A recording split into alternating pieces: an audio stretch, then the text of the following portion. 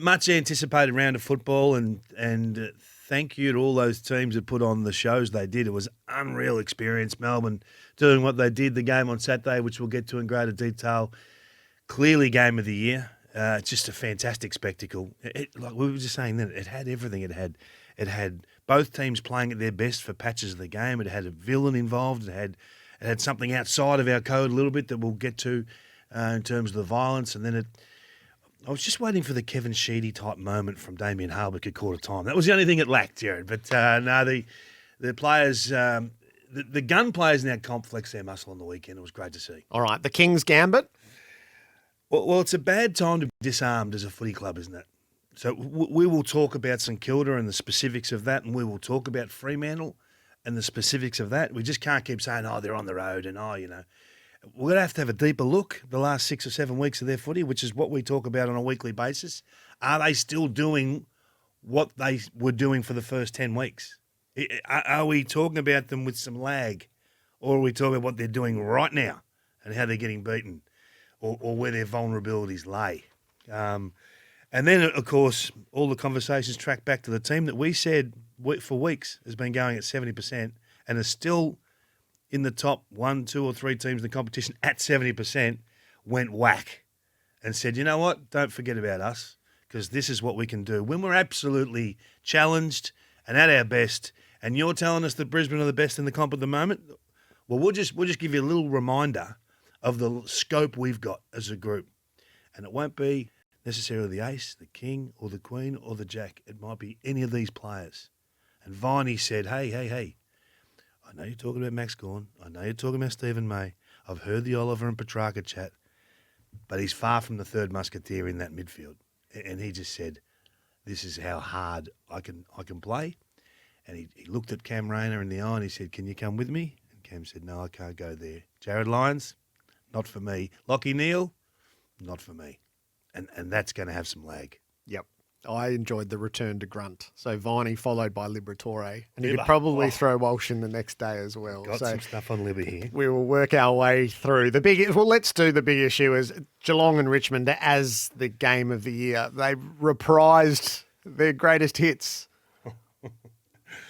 Well, where do you want to start? Because in terms of the game, the way the game mapped out, it looked like 35 points. It looked like it was just going to be a one-sided affair. It looked like Chris Scott had got what he wanted in the execution and the planning, and Richmond just looked a fraction off. And then all of a sudden, Damien Hardwick threw Liam Baker around the football and said, "Hey, listen, you're my trump card. You're the one. You're my problem solver. Go in and solve this for me." And all of a sudden, he got rolling, and Shea Bolton said, "Okay, I've got Mark O'Connor. I'm pretty comfortable with Mark O'Connor. You can leave him on me, thanks." And he got rolling and started to light up the scoreboard. And then it looked like, gee, how far Richmond? But this is the bit that I really enjoy, and I think that the Cats can win it if they play that aggressive corridor game. They don't play it until they're 3 goals down.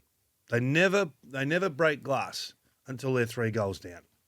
So when they bite off corridor and play with such dare, the skillful players actually get the chance to be skillful players.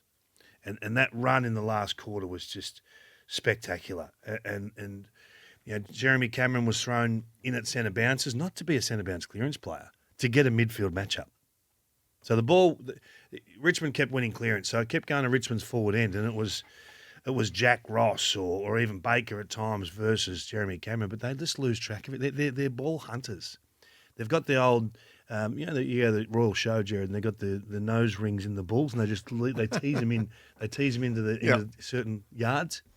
They pull them into contest. The midfielders, they can't help but just they gravitate to the footy, and the smart players, like we talked about Dustin Martin in the past, they're just 3 steps off. And as soon as that ball's won by their teammates, they're going, well, that was Jeremy Cameron in that last quarter. Now, his kicking we've talked about, number 1 kick in the competition this year. There's a kick that he pulls to centre half forward to blitz halves, I think it was, in amongst a triangular defensive formation there for the Tigers that you just can't. Once he hits that kick, you can't do anything else but score. So it was a great game. The set shot from Rioli, Richmond fans, you would have thought that we won this. There's 2 minutes to go. We're home. I want you to watch that last play again, the Henry mark. Okay, so when you're watching that tonight or replaying that tonight, because I know you're a Geelong man, that'll be off the top of the show tonight. So might have watched it a few times already. Which bit do you want me to tell you about? I want you to watch Jeremy Cameron. So the centre bouncer's won. He's at 50. He's coming up to the ball.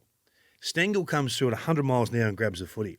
Now, Stengel does an arc and then kicks the ball to the top of the goal square.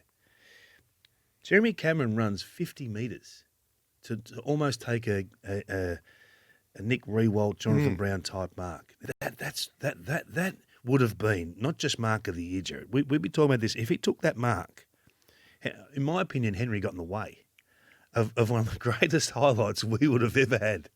So just have a look at the intent. And this is something that you can't teach. Again, great game. Either team could have won it. Both coaches spoke brilliantly in the post-match in terms of, yep, that's what they can do and this is what we can do, and we'll see you again in 10 weeks. What of the Stewart moment as it happens? What happens next, and what's not there for the game? Either a sin bin or a red card, which is a debate that's been had at the moment. Where do you sit in that debate? Wow, we're doing it again. How many times do we have to have this chat? And everyone tells me, oh, you're way too hard on this stuff. If that's not intentional, Jared, I don't know what is. And I don't understand careless or reckless. What's the term we're going with these days? Careless. I don't understand careless. If you go past the ball, shape to bump, and execute the perfect bump, in terms of the actual bump, what you've designed to do, excellence. And these guys, they've got such dexterity, they can do anything. It's amazing how, as soon as they make an error, they're the clumsiest people in the world. But outside of that moment, they're the most gifted, elite performing athletes we've got. So that doesn't wash with me. Now, I think he's made a mistake, but the actual act is performed with excellence. He did what he designed to do in that split moment. So he made a poor decision, but the act is what I want to talk about. Not that he's a good guy, and not that he's made phone calls since, and not that he's shown remorse at quarter time, and all of that's fine. But the act is what we've got to take out of our game. Not who does it, the act. This has been graded as careless, where it should be intentional. What happened to Dion Prestia should not happen in our game. He was a mess. He was a mess. And not one person alive can tell me what the long-lasting effect is to Dion Prestia. Not one person. But I guarantee you that 3 minutes that we had to sit there and watch him be held up, he jelly-like held up, is just awful for our code. We've got young kids watching that. You've got people that are making decisions on what sport their kids should play. We've got the long-term effect of the player. We've got to provide a safe workplace, Jared. You can't tell me that he doesn't have depression at 35. You can't tell me that he doesn't have suicidal tendencies going forward. You can't tell me that he's not going to suffer from early dementia because of these concussive hits. Our game has to protect from that. So I'm not taking the Tom Stewart side of it. No. I'm taking the action out. So the action itself, in my opinion, is all I want to talk about. So for me, that's intentional. And it's whatever runs through the table after that. And it's not 2 weeks. It's not 3 weeks. And if it is, let's just forget the lot with the head. No, it starts as 4 and up when it goes to the tribunal tomorrow night. What about the restorative aspect within the game? Where are you in the idea of a sin bin or a red card? So I'm not a proponent of it, but I think this is a really worthy discussion to be had. Yeah. I would say this is an easy one, except that it got graded as careless. So would he have been sent off? Well, so if you write the rule and say this is for the worst intentional moments, it wouldn't fall within it as it's been run out. And therefore you go, what on earth would be the point of having a red card if it wasn't going to be applied in that moment? Would it not be applied in that Well, it wasn't graded as intentional, Kingy. That's the confounding part of it. I can't work it out. I really can't. I don't know what you've got to do to get intentional. I mean, and what seriously, what do you have to do if you've gone a metre past the football? What is it, 6 metres past the footy? Is it off ball? No, well, this is the flaw. The bumping motion has never been regarded as intentional, and it's been a flaw in the way that's been applied the whole way through. I don't think we'll ever use intentional. Well, not in a bump. No, which is ridiculous. So I don't think we can ever administer a red card, even if we wanted to. So we just don't trust one guy. What? In our code, we never trust one guy. So if that's Michael Christian sitting in the booth up there, and we go, right, over to you, Michael, he'll find an avenue to talk it down. Well, he did his work. So if you run the exercise and he was sitting in the arc, he will go, that's careless, because that's the judgment that he's made. He has ruled on it. Well, if he rules on it in real time and judges that careless and doesn't send Stewart off, then the game has a tenfold problem from not having the capacity to do it, as to not doing it. Yeah, so let's just accept that there's flaws in our game as it is, and not create another one. No, not for me. No, not for me. I just think it's impossible to legislate. It's impossible to get right, and you get it wrong once. You get it wrong once, and it's too big a penalty to have got wrong as a code. So I think that the system should work as it sits right now. The system should work. The penalties for mine have got to be heavier. They've got to be heavier because, again, I mean, everyone will tell me about the Zach Jones just bracing on the weekend. Oh, he's not really moving. He's not really jumping off the ground. He's just lifting. He's just lifting. What do you mean he's just lifting? Like, if you bump someone in the head, you bump him in the head. If Luke Parker's going for the footy, he needs some protection from the game. So we just talk our way around. We look for little alibis all the time when it's not about making alibis. No, that's what we're talking about. If you want to challenge it, challenge it. But your job is to put those players on notice so you don't get any repeat behaviour. We're talking about it again, and it really frustrates me because, how many times do we have to talk about players being severely concussed, and then we find a way to walk it down. Oh no, it's careless because he's done this, he's done this, he's done this. No, these guys know exactly what they're doing, Jerry. They made a poor decision. You live with it. The best bit was clearly Carlton. So if you have the big issue that Geelong and Richmond was the best game, the best bit was clearly Carlton. So I'm told, I didn't see this myself, I'm told there was a panel yesterday where they were all asked, can Carlton win the flag? And everyone went, no. Hell yeah! Carlton can win the flag, David King. Hell yeah. Hell yeah. When does hell yeah become part of your... Stone cold. Well, of course they can. Of course they can. I think you've just got to have ways. You've got to have, tangible reasons why. And you've had a twisted relationship with Carlton over the last 18 months. Oh, 5 years. Sorry. But Carlton were no good for 4 years, David. Now they're great. They're so much fun. They're the best ticket in town. My favourite part of Saturday was the last 7 minutes of the second quarter when the adrenaline was really pumping. And it was like they couldn't stand still. They left 3 goals out there because they just kept rushing on. It was awesome. Well, so Carlton, we talk a lot about Carlton's brutality, and so we should, okay? And their clearance work is awesome again on the weekend, where they plus 14 clearances. But I think this win was more than that. We don't talk about Michael Voss tactically. We talk about the way he's got this forward handball game going from, he's got standards. He's challenging players to become better versions of themselves around contest and around method, those sorts of things. But out-and-out ball movement tactics, we haven't really talked about that. So on the weekend, they scored 6 goals, 1 out of their defensive half. Now, Fremantle do not allow you to move the ball. They've been, for the first 10 or so weeks, and there's a little bit of a lag, we'll get to them in a minute, that they would not allow that sort of score. They've never allowed 64 inside 50s this year. That's their highest for the year.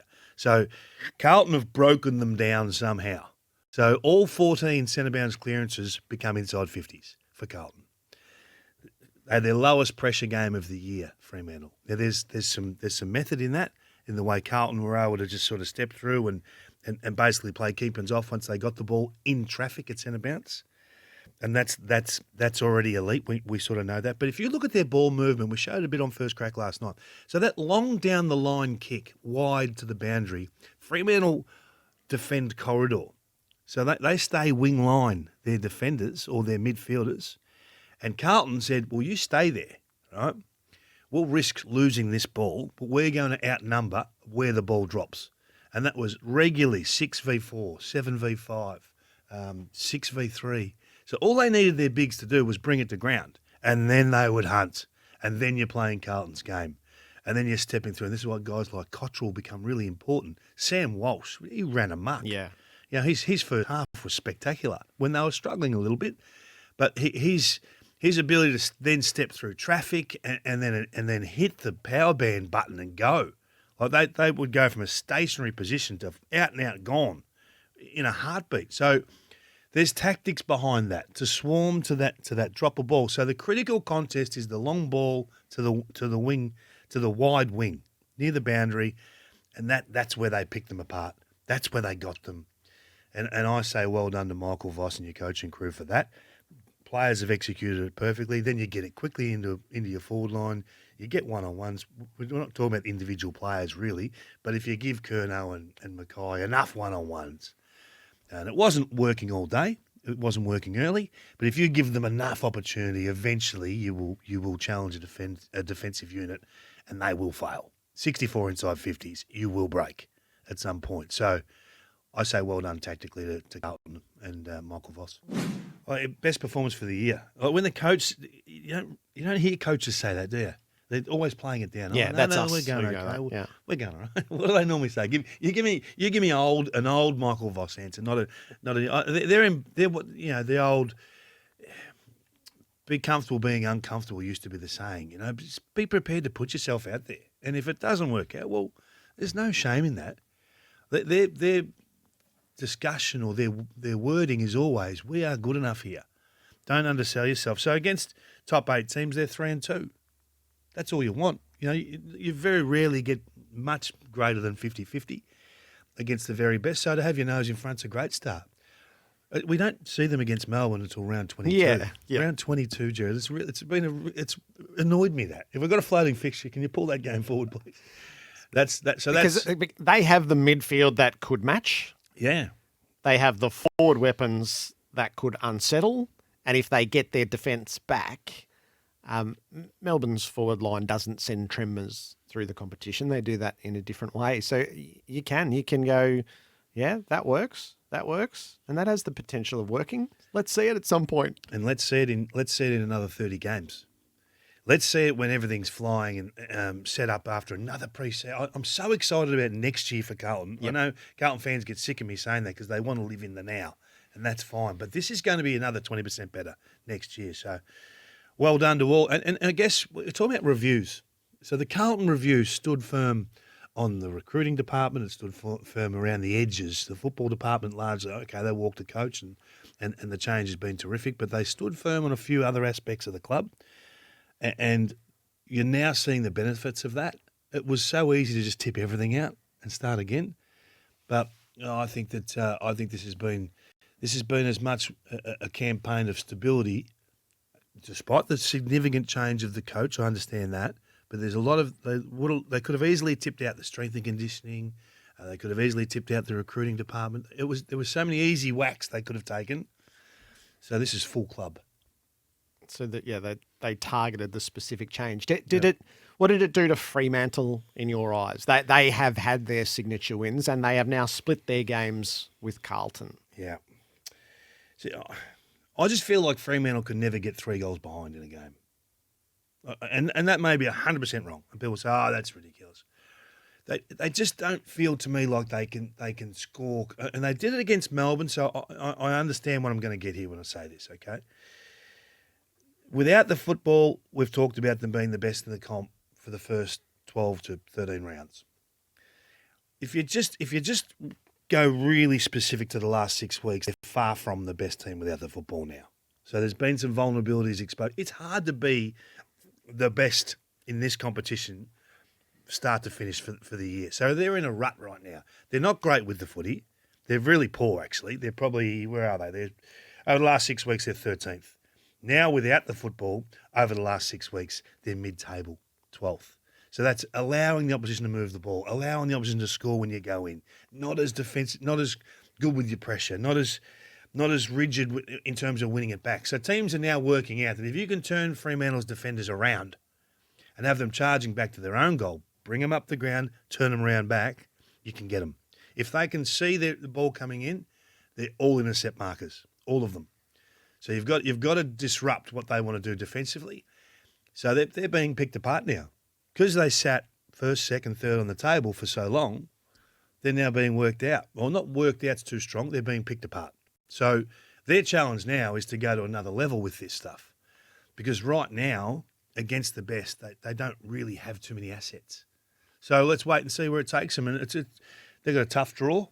But this is the challenge. This is why all teams talk about sitting top of the table for the whole home and away season, and then trying to win 3 finals to win the thing is bloody tough to do. Yep. So they've got more eyeballs on them than they probably wanted, Jared. Been a great year so far, but if you're going to win it, they're going to have to go. They're going to have to find another gear. I felt like the worst bit was Essendon, with a little bit of context. They had the excellent Friday night performance. They get the full plaudits for what they did in the St Kilda game, structurally, systematically, and personnel. Full-toed odds for that, and due recognition against the backdrop of their season, and then they don't back it up. And the second half in particular, they just couldn't stop West Coast ball movement. And isn't that the core of everything? Like, it was, to me, it was relapse. And I hate relapse. Yeah, you're probably right. I don't know. I don't know if when you say relapse, it means if you've overcome a problem. I don't know if they've ever overcome this defensive issue, and it's the same people. We talked about Jack Higgins after round one. Okay, he's kicking goals because he's first out the back towards goal, and if you don't win it, you can't put pressure on because he's already goal side and gone. So there'll be games where he kicks 4 goals and people say, "Oh, you're an idiot. You wanted him dropped, right?" But then there's games where he kicks 2 or 3 and still gets dropped because there's nothing else. And that guy who's in the goal squad, does he really help you? Is he really helping you score because he kicks the goal? Well, Jake Stringer's the same. Jake Stringer right now is as much the sickness as he is the cure, because he'll rip, tear and bust going that way, going forward. But it showed vision last night of when you've just got to cover a man, he wants to stand the mark. So he's pushing Archie Perkins off the mark, who's done all the defensive work to shut the play down. He's now running to man the mark so that then Archie can chase Elliot Yeo on a 30-yard dash, having just gone for 50 yards to get into a defensive position. So I think you either have standards or you don't. There's no grey area with this.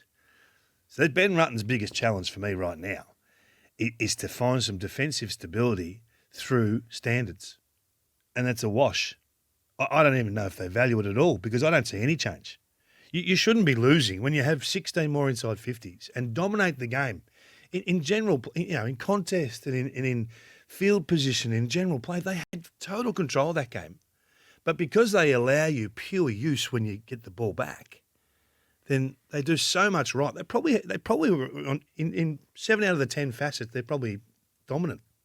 But the 3 they allow you are so costly, you lose the game. And you probably walk out and you go, "Oh man, gee, Merritt played well and Shield played well and Redmond, gee, he's having a good year and Hyman was okay." You go through most of their players and say, "You know what, they were pretty good."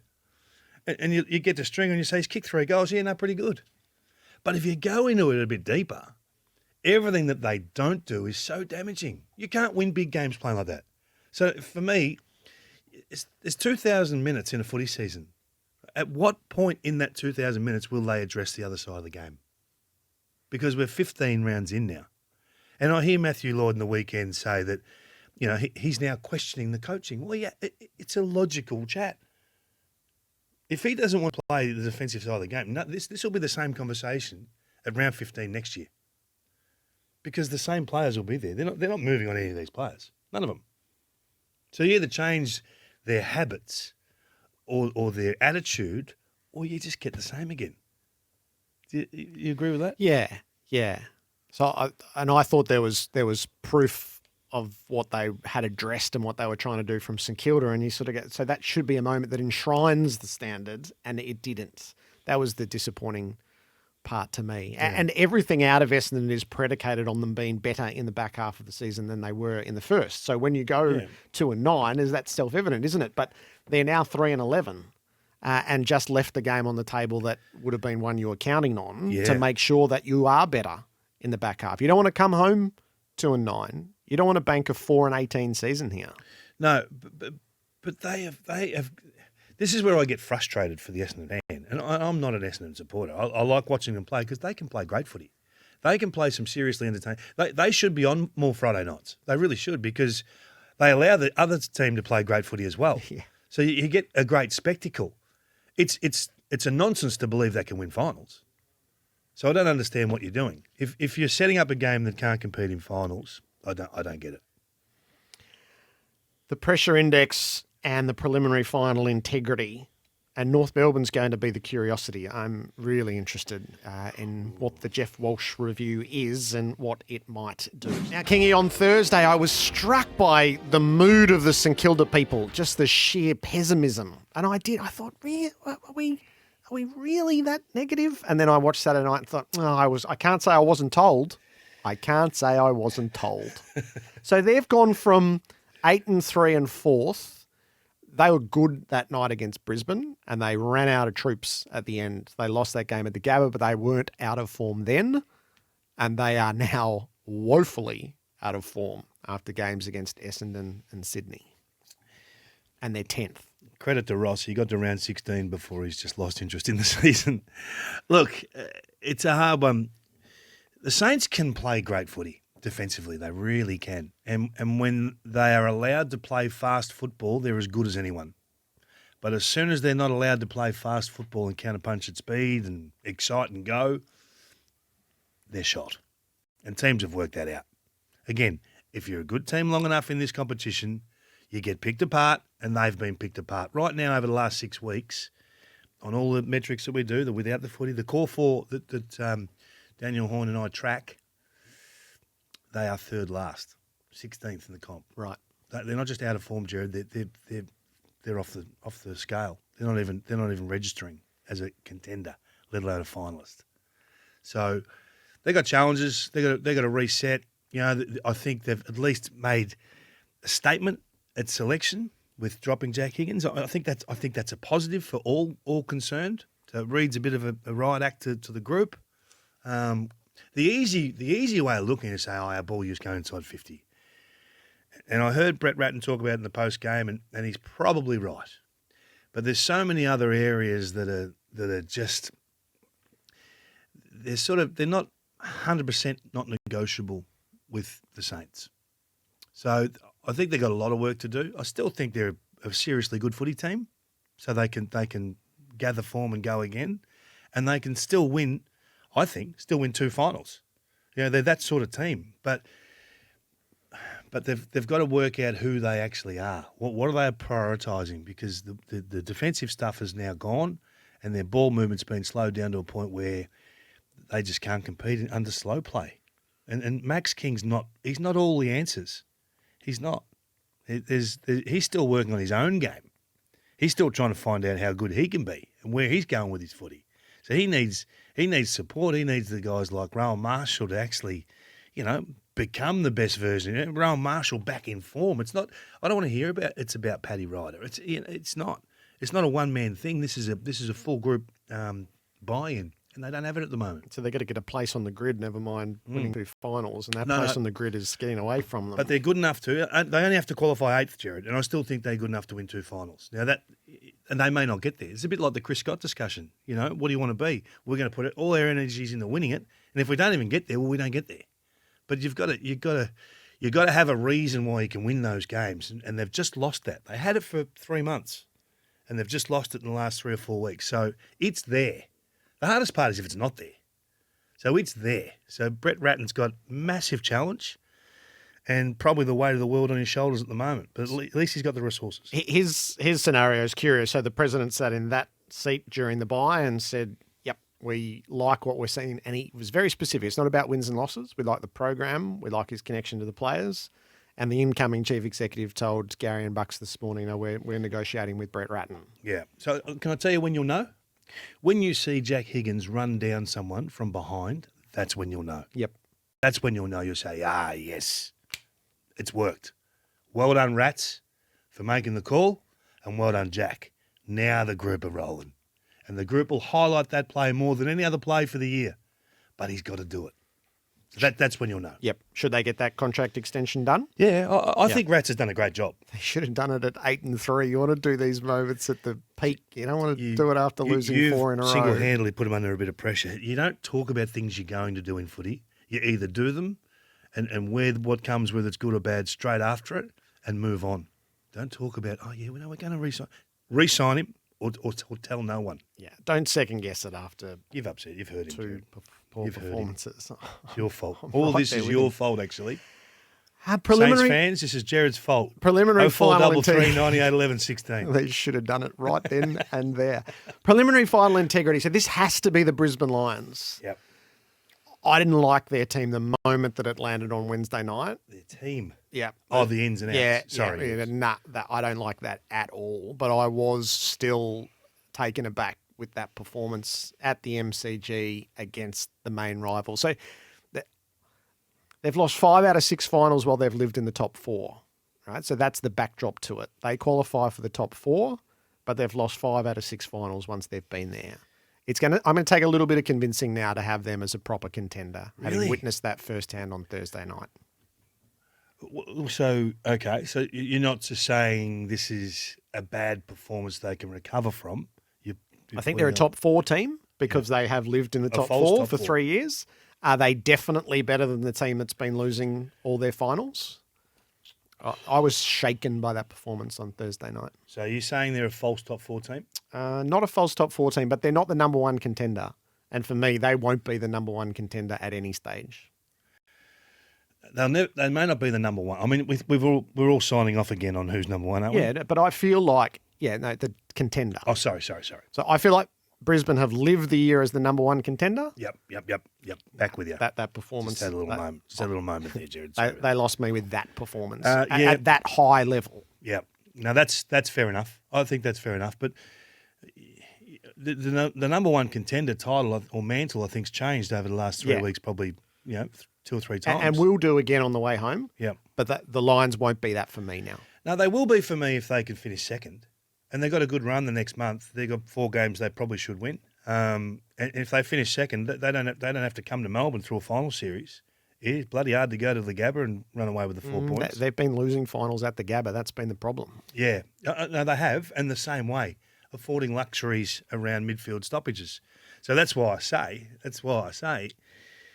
McClug, I'd be sitting, if I was Chris Fagan, right?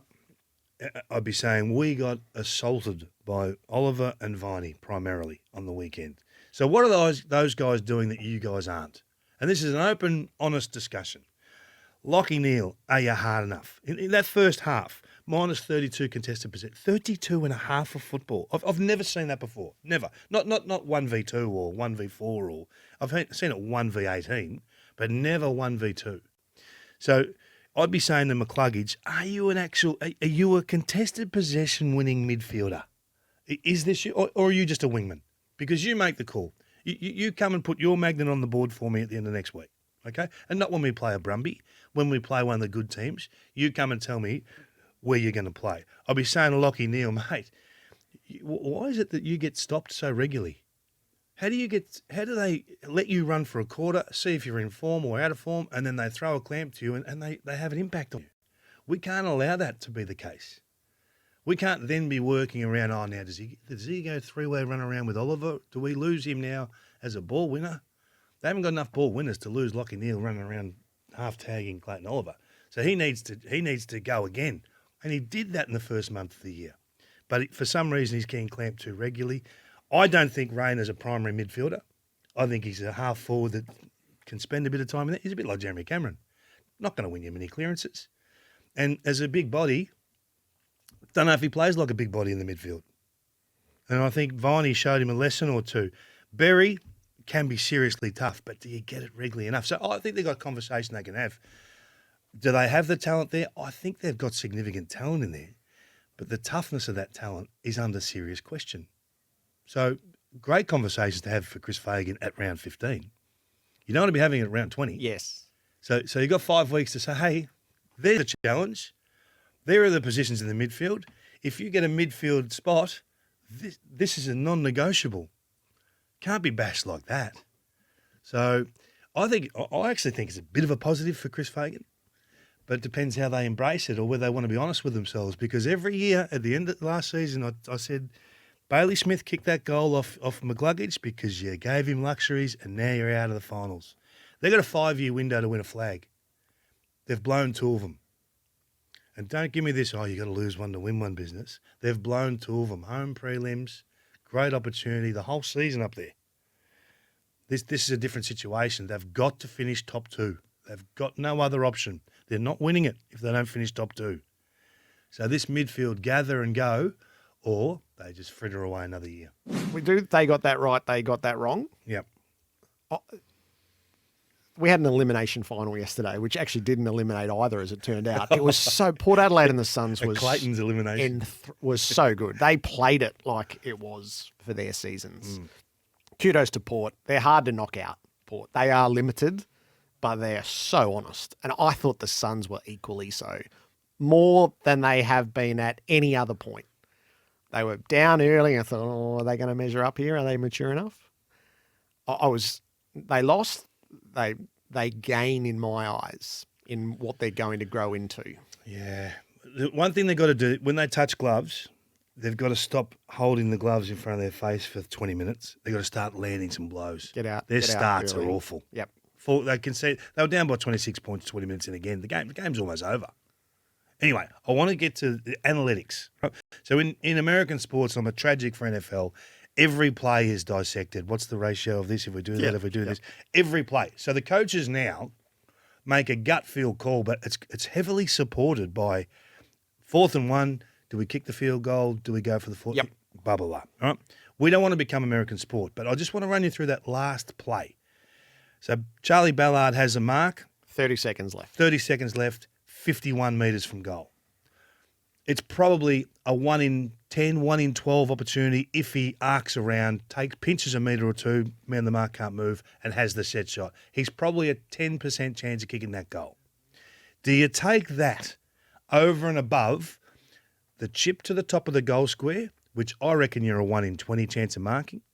But if you don't mark that, you get the opportunity to crumb or free kick at the crumb, which is another 1 in 20 chance. Mm-hmm. And if you don't get that, you probably get a repeat stoppage opportunity, which is probably you get 1 goal a game from forward 50 stoppages, so you're a 1 in 20 chance there. Yep. Do you take the 3 1 in 20 opportunities, the 3 5% chances together, or the 1 10% set shot conversion from 51? What are you taking? So the interesting part of that was during the play, they seemed to change their mind. Oh, yeah, it was a debacle. So Ballard had taken the mark. He looked to the bench, at which point it seemed to him, okay, I'm supposed to take the shot here. Mouthguard out into the sock. The sock, yep. And then he gets an instruction where it's, so I'm not supposed to take the shot. I'm supposed to set it to the top of the square.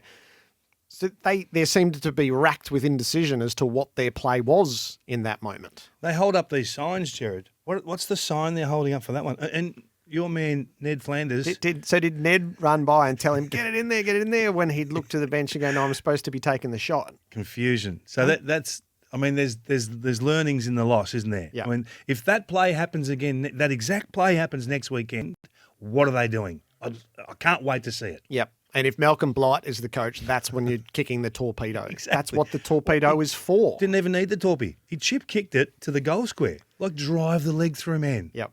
So if he pushes back and gets his shot away before the siren where he can arc out, he makes the distance. Yeah. Well, I've been that player and frozen. It is a bad situation to be in, Jared. So I'm not having a go at him, but the learnings. So next time, it'll happen. You watch. It'll happen before the season's out to the Suns. The exact same play. North is the curiosity. I've got things on, Jared. We can't do it for 3 hours, please. Jeff Walsh has gone in to start the review today.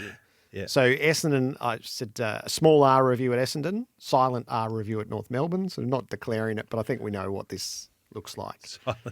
Silent R. Can I give you the measurables for us on the outside with North? Yeah. 14 games this year versus 14 games last year. Yep. So 2 wins and a draw this time last year, 1 and 13 this year. Last year's percentage 63.7, this year 52.2. Quarters won, last year 20, this year 12. 12, yeah. 40-point defeats, last year 40-plus points. 6, this year 11. 50-point defeats, 5 last year, 9 this year. Average losing margin last year 47.6, this year 56.3. Average points against last year, this stage 99.9 and coming down. This year 107.1. And 100 points conceded. Last year 5, this year 11 and 10 in a row. Every measurable is now running the wrong way. What do you want me to say? What say you, David? What do you want? You want me to defend that? That's a bad hand, Jared. Yeah. In year 2 of a rebuild, it's all running in the wrong direction. Yeah, and can I take a different tack? Okay, so if you're in a rebuild phase, it's about giving players the best opportunity to develop in their best position. So we turned the TV on yesterday, or you're about to watch that game yesterday. And the biggest threat in that game, and I said it in the pre-game, I didn't know who was walking anywhere. I said Taylor Walker's, it's senior players. When there's young players everywhere, it's senior players that separate this game. He's the biggest threat, that guy there. And as he walked down, I said, oh, yeah, Josh Walker's going to him. Okay, that's fine. Ben Mackay must be on another matchup. Must be on Fogarty. He's at full forward. I thought, okay. Wow. And in isolation, you go, well, you know what? They're just giving Larkey a chance, some support for Larkey. That's all right. So support for Larkey. Larkey was targeted 3 times for the day. So it's not support for Larkey. It's actually playing Larkey's role. So he's not down there to make sure that second tall defender is engaged. He's actually down there now as a targeted full forward. Well, I would have thought Larkey's your full forward. And if that other player has to be Ben Mackay, which I don't think it has to be. If it has to be, he's playing centre half forward. He's playing a different role to just let Larkey be the best version. Because I keep saying, until Nick Larkey kicks 6 goals in a given game, they won't be winning. He's the number 1 asset at that footy club. At the other end, you've got the 2 talls kicking 10 goals between them. And I sit there and think, okay. So then people say, but hang on, no, he looked all right. He took a few marks. He had 3 or 4 shots at goal. And I say, well, if he kicks 2 goals, what are you doing with him next week? Tom Hawkins next week. Who plays on Tom Hawkins? Does Ben Mackay play full forward next week? So if he doesn't play full forward next week, he plays full back. Well, what are you doing with his development? He's played 45 games of footy. I would have thought the primary function would be to have him play the best version of football at full back. So if you're about mastering your role, and if you're about development, you play them where they're going to play long term, and you challenge them to master their role. I thought the language was fantastic from Melbourne. So your fullback's your fullback. He's a leader of your footy club. Go down there and you master that role. And we will help you with everything you need during the week to prepare you best to beat Taylor Walker on the weekend, knowing that you've got Tom Hawkins the next week and you're going to be the prime option. And Nick Larkey, well, we're going to have to find someone to support you, but you're our man. We're going to kick the ball to you 15 times this week, not 3. Like, that is not maximising your assets. So all those numbers are true and correct, but I would wear all those numbers if these individual players are mastering their role and developing along a path. So you walk out of that game and you go, well, what have we got there out of that 100 minutes of footy? You got 2,000 minutes a year to develop. What have you got out of that 100 minutes of footy? And everyone says, well, you've had a crack at Taron Thomas. Now, the Taron Thomas situation, I just quickly want to touch on. I don't know what's happening around the edges. We just judge game day, okay? So if the situation is too much for him game day, I understand that. And I would apologise for that, right? Not knowing that. It's an error to play him when he's in that frame of mind. And maybe you don't know until he goes out there and plays. I would have subbed him out of the game. He was a shot duck. He wasn't invested in that game. At 10 stages through that first half, you could see it. Sub him out. Don't subject him to that because he wasn't invested in the game. So I just wanted to touch on that. Yeah. But we just judge what we see. That's all we can do. But the game for me, it's not about trickery. So if Jeff Walsh walks in there and say, okay, how did you set this game up to win it on the weekend? Oh, we played Ben Mackay at full forward. Oh, so, okay. That's trickery. That's a 2-week thing. So they did that with Jack Zeeble at the start of the year. Yep. And Jack's kicked, 5 goals since? Kicked 5 goals against Sydney in round 3. He was going to be a defender all year. And because of that 5-goal performance, now where do you place him? Where does Ben Mackay play next week? Fullback? So what are you doing? I don't understand that. Yep. Now, I understand as a forward, he may have been a good option and he may have kicked goals. And then the answer will come back, but he had 4 shots at goal. But is that going to help you in 40 games' time is my question. And that's the difficult answer for him with Jeff Walsh. Yeah. And they've held to a line. There's nothing happening that we didn't foresee or plan for. That's clearly not true. Is Jeff Walsh is there to find out what is going on and why it is not meeting the standards that they were stretching for. Do you think he's there to look at systems and processes? He's there to look at people in their roles. And then does this look like the building of a successful football program and football club? And if anybody knows, Jeff Walsh knows. He's been given a month. I don't think it'll take him a month. How many do you think he'll get through? I think there'll be key change as a result of what Jeff Walsh sees and recommends to the board.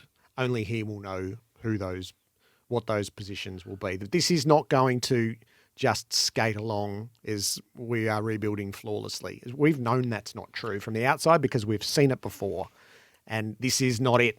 What they're doing, this is not it. This has all the markers of failed rebuild. And they brought Jeff Walsh in early enough not to waste too much time. That's my view. I don't think the boot starter's nervous. No. The climax of the means test is the Seedings for Red Energy Moving House, called local energy retailer Red Energy. It was such a good round. I think we should have 6, not 4. 6. I think we should have 3. All right. 6th seed, David King. My 6th seed, the Gold Coast Suns.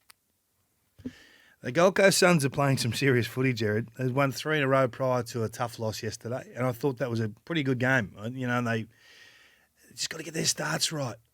They probably won't play finals this year, but if they snuck in, they're doing a lot right. They're seriously tough, and their ball movement's back, and they can defend. Collingwood, you win 5 in a row. You roar up in my estimations. I put Collingwood in at 6. 5? Tigers for me. That was a cracking game of football. They've been in great form, the Tigers. The intercept game through the roof. Prestia plays, they win that game. We're talking about them differently, so they're at 5 for me. Fremantle, overly harsh, but I really like my 4 up above. Yeah, well, I'm pretty brutal on Freo. 4? As I've just looked down at my settings and noticed. You've accidentally left them out. 4 on Carlton. You rattled me with 6. 4 on Carlton. I think they've got reasons why they can challenge at the end of the year. Lots of stocks to come back. 4 Richmond. I had a play-in game. They both played so well. They've both gone in. So Richmond in at 4. For an hour there, they look like the Richmond that I know and fear. 3? Really disappointed with the seedings now. I look down. Brisbane for me, I'm maintaining the faith that I know you don't share. Yep. But I just think up there, they're going to be a different team. They've got a winnable month. Geelong, first time they've been in my 4, but with Stewart to come out, that's to be revised. 2? The Cats for me, at 5 in a row, playing some serious footy, measured approach to winning the flag this year. Carlton, hell yeah. 2? Yep. Carlton, hell yeah.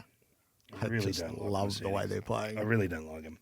And 1? Yeah, they're back. Back. Yeah, but we've made alterations all year with Melbourne, and we shouldn't have.